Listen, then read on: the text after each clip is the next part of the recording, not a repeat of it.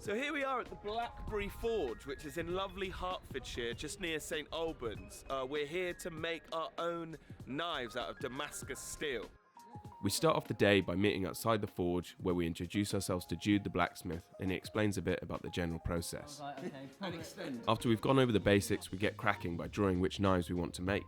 We all wanted to make a cook's knife for everyday use in the kitchen. So using Jude's wisdom and some online references, we all make a start. And some of us were better artists than others.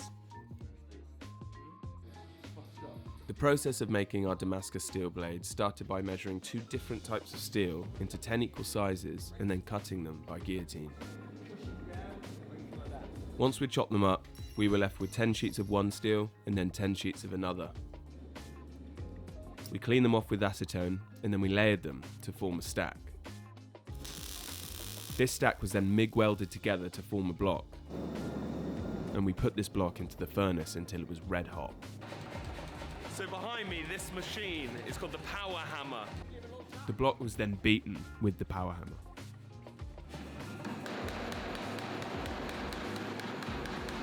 It was placed on an anvil and then dusted with borax.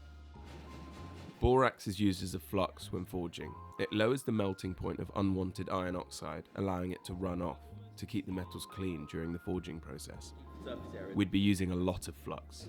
It was now our turn. Nice and calm, firm grip, don't fuck it up. I'm going to pick you off, I'm going to cover them up now with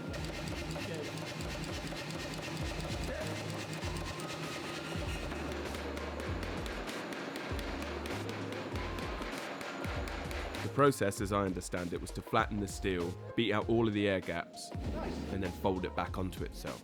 First time on the power hammer. This was done by making a centre punch in the steel and then sending it back through the power hammer with a sort of knife attachment, making a crevasse.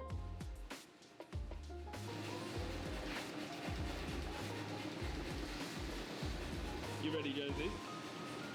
As you'll see, you don't want to cut the steel completely, you just want to go about halfway through, allowing you to bend the steel back with a few strikes of the hammer.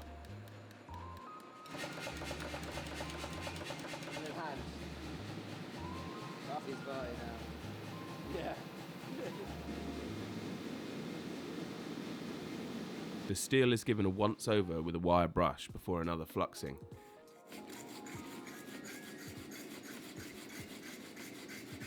Right, come on, get in there.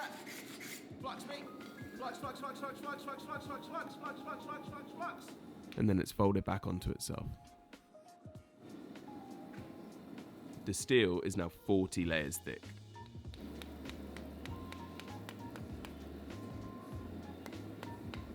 We make sure to fill in all of the gaps with flux.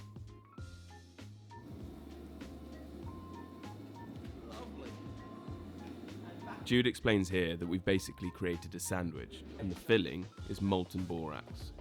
Jones is now going to be smashing the sandwich with a power hammer, and he's almost definitely going to be sprayed with a painfully hot mess.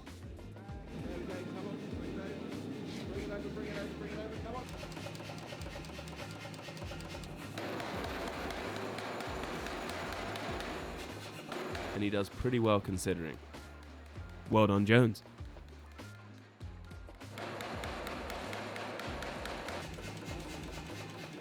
The steel is then fluxed again.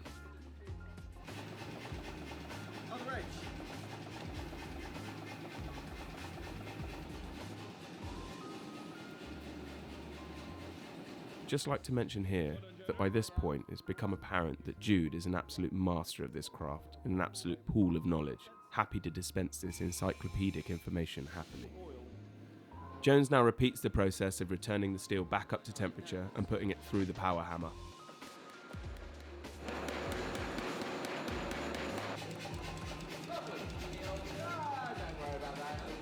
Here's Hannis explaining the procedure to Jones. It doesn't need to be a hard one.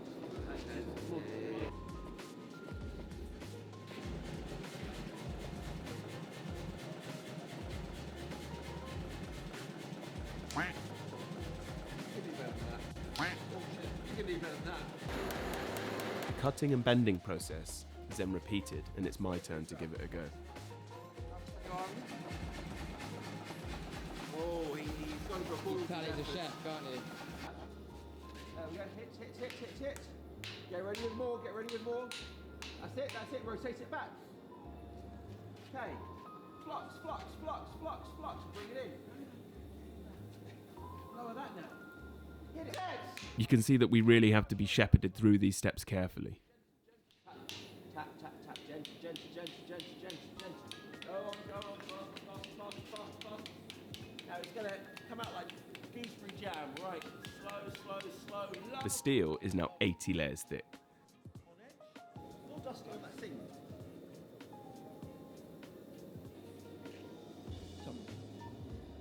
Oh, easy. Nice thing.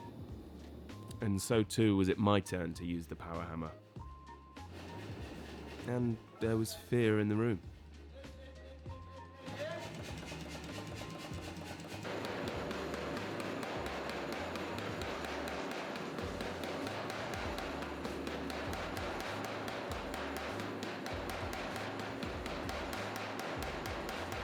Cutting and bending complete, we return the steel to the furnace.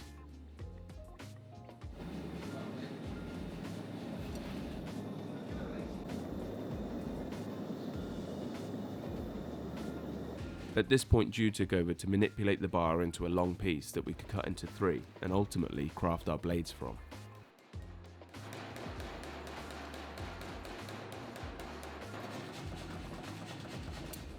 We're going to do a bit of guesstimation, slice a few pieces down to and make some blades, I suppose.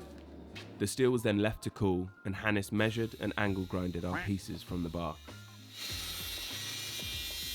We were now in control of forging our individual pieces of steel into the size and shape that we designed earlier. This process was achieved by getting the steel up to temperature and then fashioning it to size with a hammer.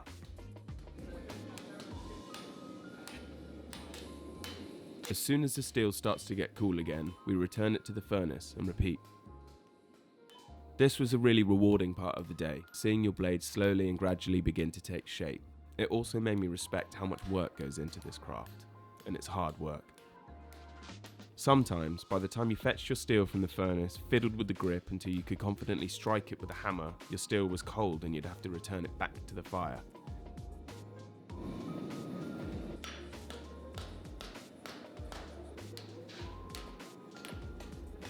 There's just something quite soothing about beating a bit of red hot steel with a hand tool.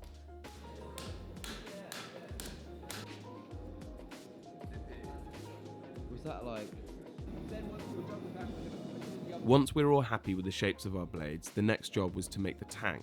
This is the part of the knife that extends into the handle. This was done by placing the back side of the blade onto the anvil and hammering down until it was halfway from the top side to the blade. This again is a gradual process. Once the tang took shape, we flattened our work with the power hammer and let them rest. And that was day 1 complete. It is day 2 here at Blackberry Forge. Looking forward to getting back on the grind and bringing the Damascus profile out of our blades. Got a long day here today, but should have some good old knives at the end of it. We began day 2 by shaping our blades on the belt sander. This wasn't a sharpen, that was still a long way off. We're merely trying to find the right curvature here and general shaping.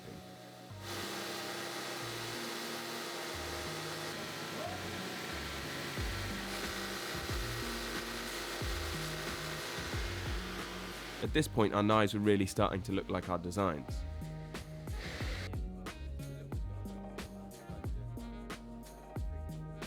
Up next were the handles. We drill pilot holes through the centre of mahogany wood.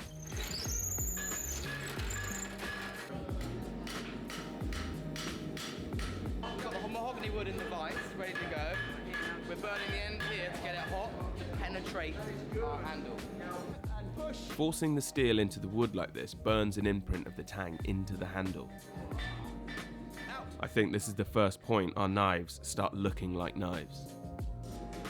And now it's down to our personal preference on how we'd like the handle to look and feel.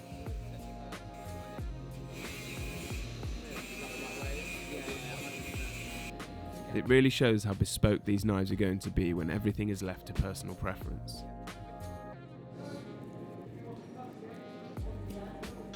So we hit the drawing board and the bandsaw to bring our handles to shape, and we finessed the shaping process on the belt sander.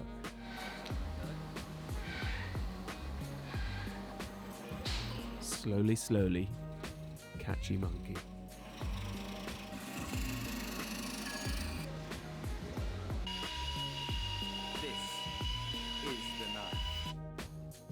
Having not made anything with our hands since design tech at school, the pressure was on. I cannot be trusted. We now needed to lightly angle grind our blades in preparation for the belt sander, where they were to undergo their first grind to create the bevel.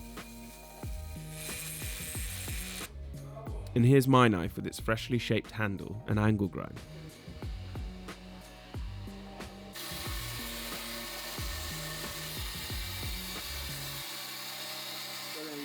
The knives are now ready for heat treatment. This is done by placing them in an oven at 800 degrees for 10 minutes and then quenching them in oil. By heating the knife, then quickly cooling it, the steel becomes a lot harder, but also more brittle. This process was made all the more tense because Jude mentioned to Jones that his knife may have been forged a little too heavily, and there was a risk that his blade may crack, deeming it useless.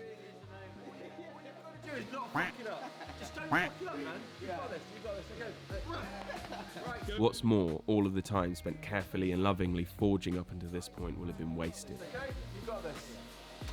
There we go. Just grab that tang, firm grip, lovely. Out and in. Now, okay. Out. The verdict. I'm happy with that. Yeah, straight and narrow. Although it seems we needn't have worried at all. Like I said the other day, I'm a doomsayer. A little bit going on. Mine gets a dunk, and then Hannis's.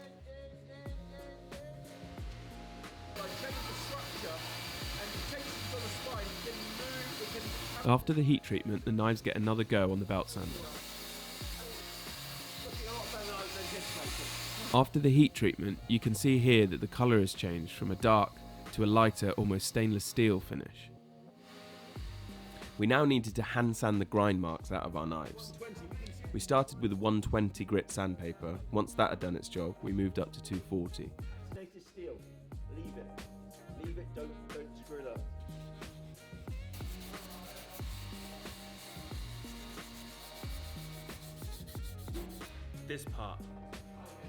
This part sucks.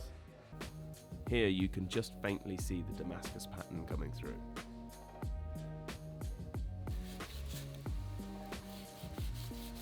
Once we're happy with the sand, we need to bring the Damascus pattern out of the forged steel.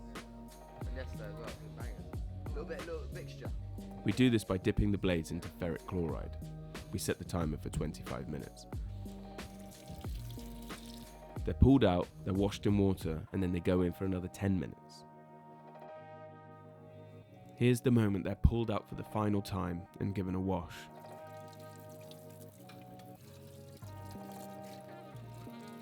I really like that little silver vein. Can you see it when the light catches this? Yeah, that looks awesome. We're given a few moments here with our newly crafted knives to show them a bit of love. It's so cool having that, like, We then polished the knives on a buffing wheel and they came out looking absolutely stunning.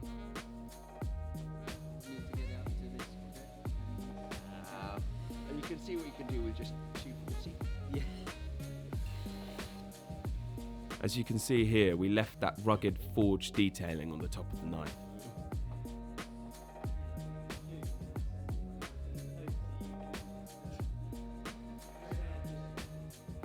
It was then over to the belt sander to finally give an edge to the blades.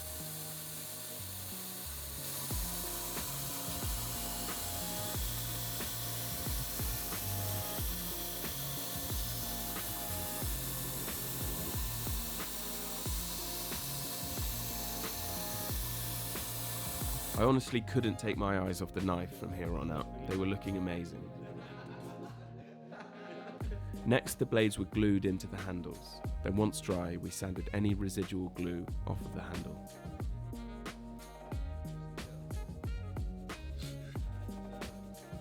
And then for the lacquering, this slightly darkened the handles and really brought out the grain of the wood.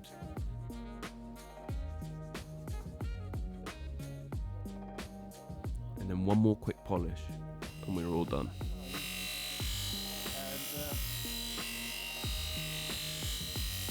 And went on holiday for